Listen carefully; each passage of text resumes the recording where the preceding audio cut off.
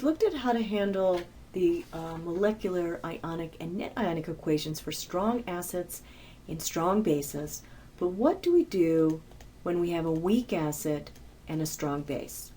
So let's look at this reaction. Okay, I'll make that AQ. So we have hydrofluoric acid and sodium hydroxide. We know this is an acid because it begins with hydrogen, and we know that this is a strong base because we've memorized our strong bases, and we know that hydrofluoric is a weak acid because it's not one of the 7 strong ones. Okay, now anytime H plus is in contact with hydroxide, we are always going to form water. And then we form an ionic compound with what is left. We have sodium and fluoride left. And if we look at our solubility chart, whoops, let's see if I can get this straight. Yeah, sorry about that. Sodium fluoride is AQ. It's soluble in water. Anything with sodium is going to be AQ. So that is our molecular equation. Now, how do we do our ionic equation? Now, when we do our ionic equation, all strong electrolytes are written as dissociated. But HF is a weak electrolyte. That means that in solution, I have only a tiny little bit of dissociated proton and fluoride.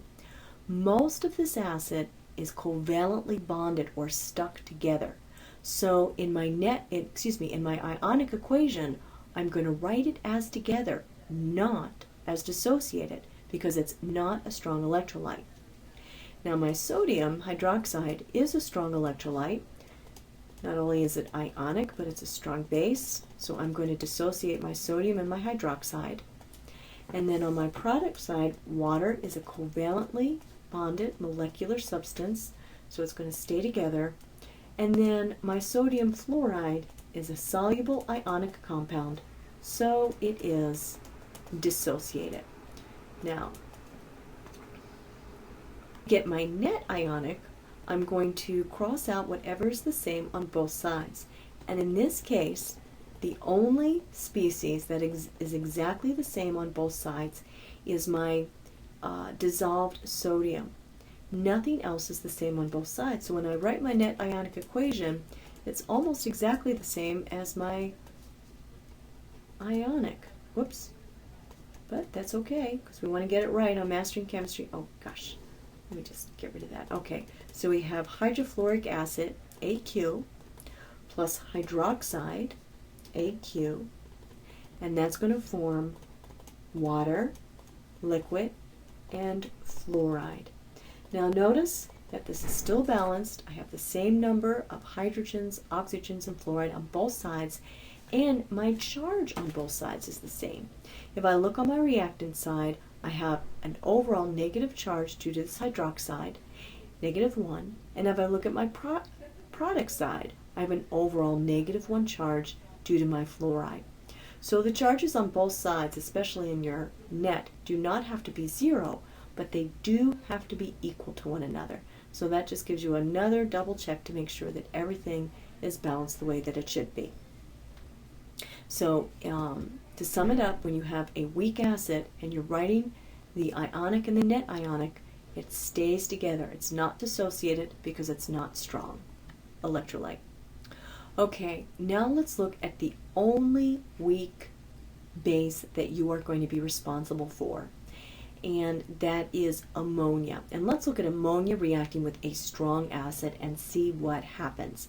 Now in this case, we're not going to see our typical switching of ions because ammonia is not made up of an ion. It really is a covalently bonded compound, 2 nonmetals covalently bonded.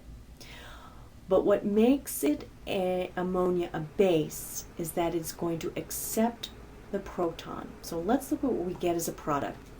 We're going to get NH3 that accepts this proton from my hydrochloric acid to form the ammonium ion. And so if we look at what our molecular equation would be, it would be this. We form ammonium chloride. Now, it might help to look at our ionic equation. Let's see what's happening. We have ammonia. Hydrochloric acid dissociates into the proton, aqueous, and the chloride ion, aqueous, meaning they're completely surrounded by water. And ammonia accepts this proton to form ammonium, and the chloride hangs around to counteract that positive charge. Now let's look at our net ionic equation. As in our previous example, we only have one species that we can eliminate, and that's going to be our chlorine ion. It is the only species that is on both sides of the arrow in the same state. So my net ionic equation is ammonia, AQ, plus a proton, AQ, to form ammonium. Now, so this is the only weak base that you're going to be responsible for, and the way that it reacts is it accepts that proton to form ammonium, and then chloride hangs around to neutralize that charge. And again, if we look at both sides of our equation, it is balanced according to my number of atoms, 4 hydrogens on the left, 1 nitrogen on the left, 1 nitrogen on the right, 4 hydrogens on the right, and the charges on both sides are the same.